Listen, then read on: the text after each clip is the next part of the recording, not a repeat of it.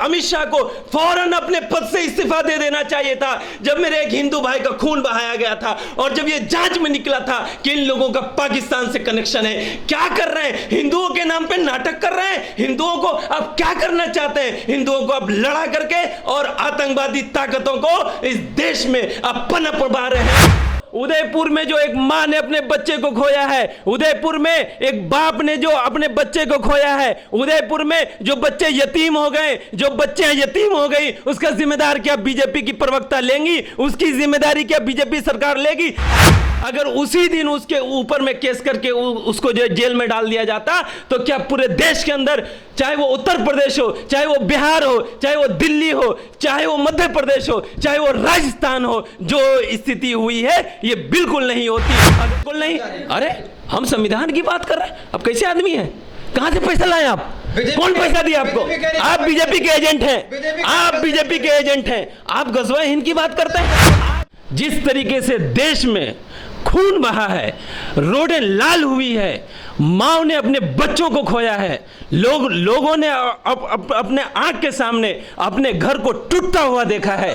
इसका जिम्मेदार कौन? अरे ये मैं नहीं कह रहा हूं, ये माननीय सुप्रीम कोर्ट ने कहा है। माननीय सुप्रीम कोर्ट ने जो आज फैसला दिया, इस फैसले को सुन के हर इंसान, लोकतंत्र पे भरोसा करने वाला इंसान आज खुश होगा कि इस देश में, जिस देश में लोग मनुवादी ताकतों को लाना चाहते हैं, उस देश में भी आज माननीय सुप्रीम कोर्ट सबके सामने ये बोल रहा है कि हम आपके सामने मनुवादी ताकतों को चलने नहीं देंगे। ये लोकतंत्र देश है और लोकतांत्रिक तरीके से चलाएंगे। एक ही केस में इसका भी नाम है और दूसरे केस में एक और शख्स का नाम है जिसका नाम जुबैर है। उसको पुलिस उठा के जेल में डाल देती है और इसको आज 1 महीने के लगभग हो गया है, जेल में नहीं डालता है। आज जो माननीय सुप्रीम कोर्ट के फैसले पे जो लोग ये बोल रहे हैं कि माननीय सुप्रीम कोर्ट मुसलमानों का हो गया है, मुसलमानों के तरीके से चल रहा है, उसे समझना चाहिए कि ये सुप्रीम कोर्ट है, ये बीजेपी का हेडक्वार्टर नहीं है। ये जो लोग पत्थर मार रहे हैं आप उसको चिन्हित कीजिए और चिन्हित करके आपके यहाँ जो सबसे कड़ी सजा हमारे संविधान में लिखा गया है, आप कड़ी से कड़ी सजा सुनाइए। उनको चुन चुन के पकड़िए। नुपुर शर्मा थी तो गार्ड दे दिया गया है, तो यह मुसलमानों को जिस तरीके से टारगेट करके उठा के जेल में डाला जा रहा है, कत्लेआम किया जा रहा है, उनको ही जेल में डाला जा रहा है, उनके ही घरों को तोड़ा जा रहा है, यही तो संविधान की धज्जियां उड़ाना है। सुप्रीम कोर्ट का बयान आया है कि नुपुर शर्मा ने जो बयान दिया था पैगंबर साहब को लेके, उसी से पूरे देश में माहौल बिगड़ रहा है और उदयपुर का जो मामला हुआ था ये उसी का रिएक्शन है। ये बहुत अफसोस की बात है कि लोकतंत्र देश में जो काम सरकार का था, जो काम इसका पुलिस वालों का था, उस काम के लिए माननीय उच्च न्यायालय को, माननीय सुप्रीम कोर्ट को फैसला देना पड़ा। इसके लिए मैं बहुत ज़्यादा दुखी हूँ। ये मामला बीजेपी के इसका था, प्रवक्ता था, बीजेपी सत्ता में है। अगर उसी दिन नुपुर शर्मा पे कार्रवाई हो जाती तो जो देश की स्थिति हुई है, जिस तरीके से देश में खून बहा है, रोडें लाल हुई है, माओ ने अपने बच्चों को खोया है, लोगों ने अपने आंख के सामने अपने घर को टूटता हुआ देखा है। इसका जिम्मेदार कौन? अरे ये मैं नहीं कह रहा हूं, ये माननीय सुप्रीम कोर्ट ने कहा है कि इस देश में जो हालत है इसकी जिम्मेदार सीधा चाहिए नुपुर शर्मा है। आप पहले हमारी बात सुनिए। माननीय सुप्रीम कोर्ट ने जो आज फैसला दिया, इस फैसले को सुन के हर इंसान, लोकतंत्र पे भरोसा करने वाला इंसान आज खुश होगा कि इस देश में, जिस देश में लोग मनुवादी ताकतों को लाना चाहते हैं, उस देश में भी आज माननीय सुप्रीम कोर्ट सबके सामने ये बोल रहा है कि हम आपके सामने मनुवादी ताकतों को चलने नहीं देंगे। ये लोकतंत्र देश है और लोकतांत्रिक तरीके से चलाएंगे। एक ही केस में इसका भी नाम है और दूसरे केस में एक और शख्स का नाम है जिसका नाम जुबैर है। उसको पुलिस उठा के जेल में डाल देती है और इसको आज 1 महीने के लगभग हो गया है, जेल में नहीं डालता है। माननीय सुप्रीम कोर्ट को फैसला ये देना पड़ता है कि भाई आपने जो गुनाह किया है इसके लिए आप सरेआम माफी मांगे, आपने जहां गुनाह किया था वहां माफी मांगे। मुझे बताइए कि उदयपुर में जो एक मां ने अपने बच्चे को खोया है, उदयपुर में एक बाप ने जो अपने बच्चे को खोया है,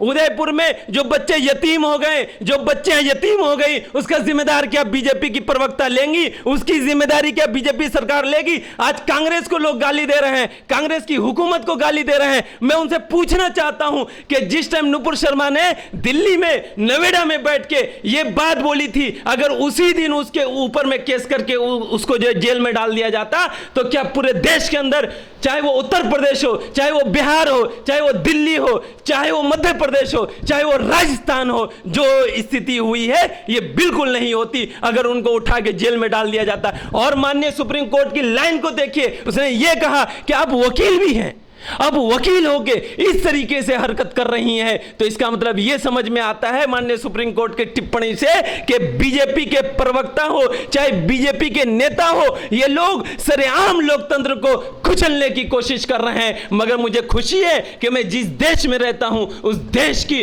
लोकतांत्रिक तरीके से चलने वाली माननीय न्यायालय और माननीय उच्च न्यायालय ने जो फैसला दिया है, आज तमाम लोकतंत्र पे जो लोग भरोसा करते हैं वो खुश हैं। आप इसका स्वागत करें, लेकिन ऑफ इंडिया वो करें, लगातार सुप्रीम कोर्ट इस्लामिस्ट हो गया, इस्लाम के हिसाब से फैसला दे रहा है। देखिए, हम लोग मुसलमान हैं, हमने कल भी इस देश के लिए खूनें बहाई थी, हमने कल भी इस देश के लिए कुर्बानियां दी थी, और हमने उस टाइम भी कहा था कि माननीय न्यायालय का जो फैसला होगा वो हमारे लिए सर्वोपरि होगा। जब हमारी मस्जिदों का फैसला आता है उस वक्त भी हमने कहा था कि माननीय सुप्रीम कोर्ट जो फैसला देगा वो हमारे सर पे रहेगा। माननीय सुप्रीम कोर्ट के फैसले पे हम एक छोटा सा भी सवाल उठा नहीं सकते हैं। मगर उस टाइम भी कुछ लोग थे जो ये बोलते थे कि माननीय उच्च न्यायालय का जो भी फैसला होगा मगर हम तो मंदिर वही बनाएंगे, और कुछ लोग आज जो माननीय सुप्रीम कोर्ट के फैसले पे जो लोग ये बोल रहे हैं कि माननीय सुप्रीम कोर्ट मुसलमानों का हो गया है, मुसलमानों के तरीके से चल रहा है, उसे समझना चाहिए कि ये सुप्रीम कोर्ट है, ये बीजेपी का हेडक्वार्टर नहीं है, यह सुप्रीम कोर्ट है और यह लोकतांत्रिक तरीके से चल रहा है। और मैं मांग करता हूं माननीय सुप्रीम कोर्ट से कि माननीय सुप्रीम कोर्ट ऐसे लोगों को चिन्हित करे और चिन्हित करके जो सख्त से सख्त कार्रवाई हो सके इनके खिलाफ वो कार्रवाई करे। यही शर्मा की गिरफ्तारी नहीं होगी तो आप लोग सरकलम करेंगे क्या? बिल्कुल नहीं करेंगे। तो फिर हमारे नहीं बिल्कुल, अरे उदयपुर में जो हुआ इसका जिम्मेदार सरेआम बीजेपी है, सरेआम बीजेपी है। मैं पूछना चाहता हूं होम मिनिस्टर से, मैं होम मिनिस्टर से पूछना चाहता हूं कि आज जिस तरीके से ये बोला जा रहा है कि 2 आतंकवादियों को जो पकड़ा गया है, ये लोग पाकिस्तान गए, ये लोग सऊदी गए, इन लोगों ने ट्रेनिंग ली, तो माननीय होम मिनिस्टर कहां सो रहे थे? इनकी जो लोग थे वो कहां सो रहे थे? इनके जो ऑफिसर्स थे वो कहां सो रहे थे कि राजस्थान में 2 आतंकवादी आकर के पल रहे हैं? इसकी सबसे बड़ी जिम्मेदारी किसी की है तो वो अमित शाह की और बीजेपी की है। मैं ये मांग करता हूं कि अमित शाह को फौरन अपने पद से इस्तीफा दे देना चाहिए था। जब मेरे एक हिंदू भाई का खून बहाया गया था और जब ये जांच में निकला था कि इन लोगों का पाकिस्तान से कनेक्शन है, क्या कर रहे हैं? हिंदुओं के नाम पे नाटक कर रहे हैं। हिंदुओं को अब क्या करना चाहते हैं? हिंदुओं को अब लड़ा करके और आतंकवादी ताकतों को इस देश में अब पनप पा रहे हैं और पनपा रहे हैं। इसके जिम्मेदार सिर्फ और सिर्फ बीजेपी की सरकार और इस देश का होम मिनिस्टर और अमित शाह है। अब नारा जो दिया गया था सर तन से जुदा, बिल्कुल गलत है, बिल्कुल गलत है। ये तो यही तो बात है। ऐसे लोग जो लोग जिहादी ताकतों को इस देश में बहुत मजबूत कर रहे हैं वो कौन लोग हैं? कौन लोग ये नारे लगा रहे हैं ये लोकतांत्रिक देश में? वो टोपी वाला कौन है? आज जिस तरीके से 2 लोगों को यह कहा गया कि ये लोग आतंकवादी है, ये आतंकवादी आए कहां से? क्या ये सरकार की जिम्मेदारियां नहीं थी? सरकार को नहीं, इन लोगों को चिन्हित करना चाहिए था कि ये लोग 2015 से लगातार आतंकवादी गतिविधि में कैसे लिप्त थे और इस देश की सरकार क्या कर रही थी, इस देश के पुलिस वाले क्या कर रहे थे। आज मार दिया गया हिंदू मुसलमान के नाम पे। आप इस देश में आतंकवादी को जन्म दे रहे हैं, आप हिंदू मुसलमान के नाम पे आप लोगों को लड़ा रहे हैं, मगर आप खुद आतंकवादियों को पनपा रहे हैं। इसका श्रेय सरेआम बीजेपी को जाता है। इसका जिम्मेदार सिर्फ और सिर्फ बीजेपी है। जो लोग इस्लाम ने तो यहां तक कहा है कि भाई अगर कोई शख्स अगर आपके खिलाफ कोई काम कर देता है आप उसको माफ कीजिए, माफ करने वाला बहुत बड़ा होता है। इस्लाम में ये कहा गया है भाई, हमारे नबी अलैहिस्सलाम पे जो लोग कूड़ा फेंकते थे हमारे नबी ने तो उसको भी माफ किया, मगर इस देश में कट्टरवादी सोच को कौन लोग जन्म दे रहे हैं? फिर क्यों कह रहे हैं कि गिरफ्तारी होनी? हम बिल्कुल माफ कर रहे हैं। हमारा तो ये सवाल है, सबसे बड़ा सवाल, कि इस देश में लोकतंत्र है ना जी। अगर हमने गुनाह किया तो हमारे ऊपर में फौरन एफआईआर होनी चाहिए थी। एक फैक्ट चेकर एक फिल्म के कटिंग को सिर्फ पोस्ट कर देता है 2018 में, और एक ट्विटर अकाउंट जिसका कुछ आता पता भी नहीं है, जो ब्लॉक भी हो चुका है, डिलीट भी हो चुका है, उसके बिना पे एक आदमी पे आप एफआईआर करके उसको जेल में डाल देते हैं।